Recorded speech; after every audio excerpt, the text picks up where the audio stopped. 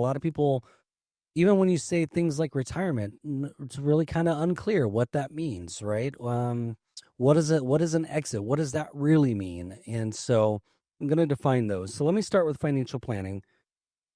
Very first, financial planning for me is a process that we do ongoing, and it is designed to both protect and maximize your financial life in key areas, including your net worth, which is your assets and liabilities, how those are structured, what's going on there.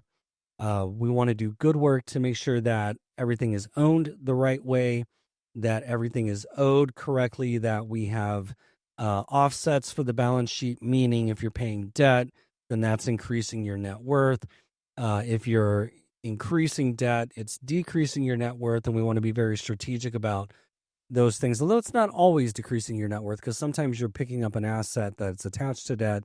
And so anyway, that's all a part of net worth planning. Then we're going to do cash flow planning, money in, money out. When does that happen? How does that happen? The next thing that we're going to cover is risk management, and that's every which way that you can be exposed really to any risk. And often we look at that in terms of the basic things like life and disability and liability, but we also extend that to other risks, which would include things like home and auto coverage and umbrella liability coverage and professional liability coverage and maybe long-term care and health insurance and all of those different ways that you're exposed to risk.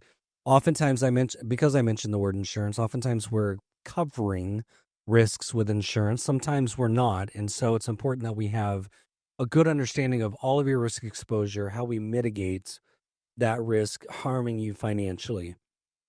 One of the other areas where we do risk management, but is a separate area, is investing. And so I talk a fair bit about investing on this podcast, and that's everything from what are we buying to what are we selling to what's the market doing to how does the economy impact the market. I mean, right now, the markets over the past 2 weeks have really been not good.